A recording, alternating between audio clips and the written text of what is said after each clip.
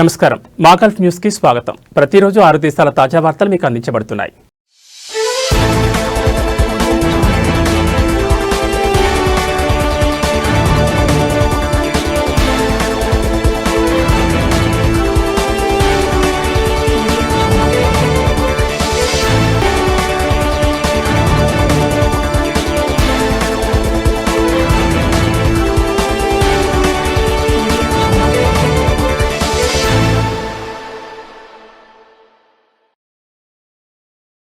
Qatar దేశాధినేత His Highness Amir Sheikh Tamim bin Hamad Al Thani Italy రిపబ్లిక్లోని మిలాన్లో గల శాన్ సిరో స్టేడియంలో జరిగిన 25వ ఎడిషన్ వింటర్ ఒలింపిక్ క్రీడలు మిలానో కోర్టినా 2026 ప్రారంభోత్సవానికి హాజరయ్యారు.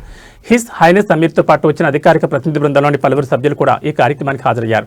ఈ కార్యక్రమానికి పలు దేశాధినేతలు, ప్రభుత్వ అధిపతులు, ఉన్నతాధికారులు, అలాగే ఆయా దేశాల ఒలింపిక్ కమిటీల అధ్యక్షులు మరియు ప్రతినిధులు హాజరయ్యారు. ప్రారంభోత్సవ వేడుకల్లో వివిధ రకాల కళాత్మక మరియు సాంస్కృతిక ప్రదర్శన నిర్వహించారు. ఆ తర్వాత పాల్గొనే దేశాల జెండాలు మరియు అథ్లెటిక్ బృందాల పరేడ్ జరిగింది. అనంతరం క్రీడల అధికారిక ప్రారంభానికి గుర్తుగా ఒలింపిక్ జ్యోతిని వెలిగించారు.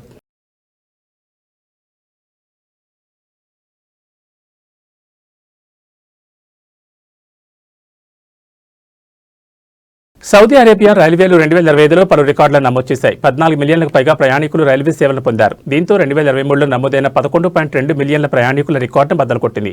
2023లో సుమారు 24 మిలియన్ టన్నుల సరుకులను రవాణా చేయగా ప్రస్తుతం 30 మిలియన్ టన్నులకు పైగా సరుకులను రవాణా చేసి కొత్త రికార్డులను నమోదు చేసింది. రైల్వే ద్వారా 30 మిలియన్ టన్నుల సరుకులను రవాణా చేయడం ద్వారా 2 మిలియన్ల ట్రక్కుల రాకపోకలను, 139 మిలియన్ లీటర్ల ఇంధనాన్ని ఆదా చేసినట్లయిందని అధికారులు తెలిపారు.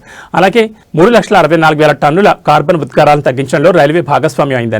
అదేవిధంగా సౌదీ అరేబియా అంతర్జాతీయంగా రైల్వే పలు అవార్డులను సాధించింది. సుదూర పర్యాటక రైళ్లకు ప్రతిష్టాత్మకమైన ఇంటర్నేషనల్ యూనియన్ ఆఫ్ రైల్వేస్ అందించే అవార్డును గెలుచుకున్న మొదటి కంపెనీగా సౌదీ రైల్వే నిలిచింది.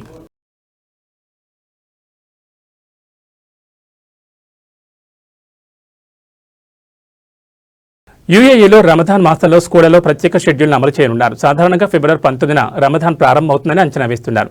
ఇప్పటికే తల్లిదండ్రులను సంప్రదించి పలు స్కూల్స్ ముందస్తు ప్రణాళికలను రూపొందించాయి. రమదాన్ మాసంలో ఉపవాసం పాటించే విద్యార్థులు మరియు సిబ్బందిని దృష్టిలో పెట్టుకుని స్కూల్ పనివాళ్లను సర్దుబాటు చేసినట్లు ambassador school principal Sheela Menon తెలిపారు. వారపు రోజులలో ఉదయం 7:30 నుంచి మధ్యాహ్నం 12:30 గంటల వరకు, శుక్రవారం మాత్రం ఉదయం 11:30 నుంచి స్కూల్ పనివేళల్లో మార్పులు చేసినట్లు పేర్కొన్నారు. జాగ్రత్తగా ప్రణాళిక వేసుకోవడం వల్ల రమదాన్ నెలలో విద్యాభ్యాసం భారం కాకుండా ఉంటుందని తెలిపారు. ఫోర్టెస్ ఎడ్యుకేషన్లో భాగమైన రీజెంట్ ఇంటర్నేషనల్ స్కూల్ కూడా ఇలాంటి విధానాన్ని ప్రకటించింది. రమదాన్ అంటే విద్యార్థులు మరియు సిబ్బంది ఇద్దరికీ ముఖ్యమని, వారి ప్రార్థనలకు ఇబ్బంది లేకుండా స్కూల్ టైమింగ్స్ లో మార్పులు చేసినట్లు పాఠశాల ప్రిన్సిపల్ డేవిడ్ విలియమ్స్ తెలిపారు.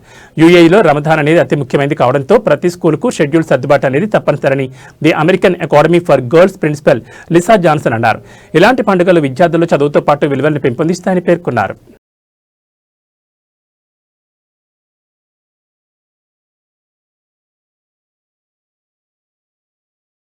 కువైట్ ఆయిల్ కంపెనీ తన షేల్ ఆయిల్ మరియు గ్యాస్ వనరులను అభివృద్ధిపై డెవాన్ ఎనర్జీ, ఈఓజీ సహా కొన్ని అమెరికా సంస్థలతో చర్చలు జరుపుతున్నట్లు కేఓసీ సీఈఓ అహ్మద్ అల్ ఈదాన్ తెలిపారు.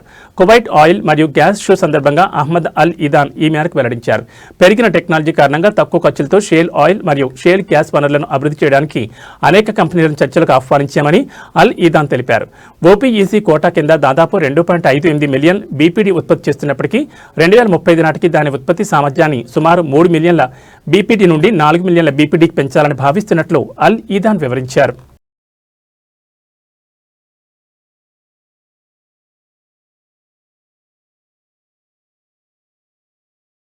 ఒమన్లో జువైనల్ నేరాలు పెరుగుతుండడంపై నిపుణులు ఆందోళన వ్యక్తం చేస్తున్నారు. 2025కు సంబంధించి పబ్లిక్ ప్రాసిక్యూషన్ నివేదికలో నేరాల స్వభావాన్ని వివరిస్తూ జువైనల్ నేరాల సంఖ్య పెరగడంపై ఆందోళన వ్యక్తం చేసింది. ఇటీవల కాలంలో దొంగతనం, బెదిరింపులు, దుర్భాషలాడడం, సైబర్ నేరాలు, హ్యాకింగ్, ఆన్లైన్ బెదిరింపులు మరియు అనుచిత కార్యకలాపాలకు ఇంటర్నెట్ను ఉపయోగించడం, ప్రమాదకరమైన డ్రైవింగ్, మాదక ద్రవ్యాలు, ట్రాఫిక్ వంటి కేసుల నమోదుపై ఆందోళన వ్యక్తం చేసింది. అదే సమయంలో ఒమన్లో పిల్లలపై జరుగుతున్న నేరాలు మరియు వేధింపుల కేసులు పెరగడం గురించి వివరించారు. పిల్లలను తీవ్రమైన నేరాల నుంచి రక్షించడమే ప్రధాన లక్ష్యంగా చట్టాలను కఠినంగా అమలు చేయాలని సమైల్ హాస్పిటల్ అధిపతి డాక్టర్ మెహమూద్ అల్ రహ్బీ తెలిపారు. పిల్లల్లో విపరీత ధోరణులను త్వరగా గుర్తించడం, వారికి అవసరమైన నిరంతర మద్దతు ఇవ్వడం ద్వారా సమస్యను దూరం చేయొచ్చని పేర్కొన్నారు. ఒమన్లో పెరుగుతున్న పిల్లల నేరాలను పరిష్కరించడానికి తల్లిదండ్రులు చొరవ తీసుకోవాలని brother Al Sama group of hospital medical director doctor Benny పన్నక్కను సూచించారు. పిల్లల ఆన్లైన్ కార్యకలాపాలను నిరంతరం పర్యవేక్షించాలని కోరారు. కాగా పిల్లలు మారడానికి అవసరమైన చొరవ ఇంట్లో నుంచే ప్రారంభం కావాలని ఎన్ఎంసీ స్పెషాలిటీ హాస్పిటల్లోని సైకియాట్రిస్ట్ డాక్టర్ విజయ్ నరేష్ సూచించారు. పిల్లల ప్రవర్తనపై స్కూల్, ఫ్రెండ్స్, బయటి పరిసరాలు, కమ్యూనిటీ ముఖ్యమైన ప్రభావం చూపుతాయని తెలిపారు.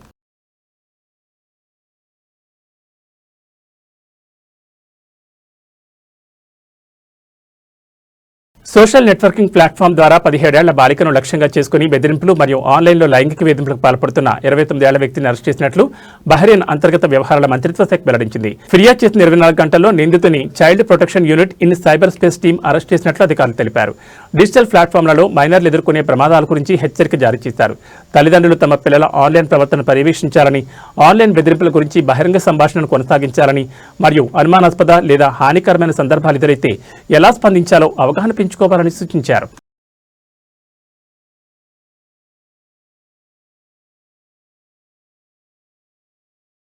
ఇవి మా గల్ఫ్ న్యూస్ విశేషాలు. మరో బులెటిన్లో మళ్ళీ కలుసుకుందాం. నమస్కారం.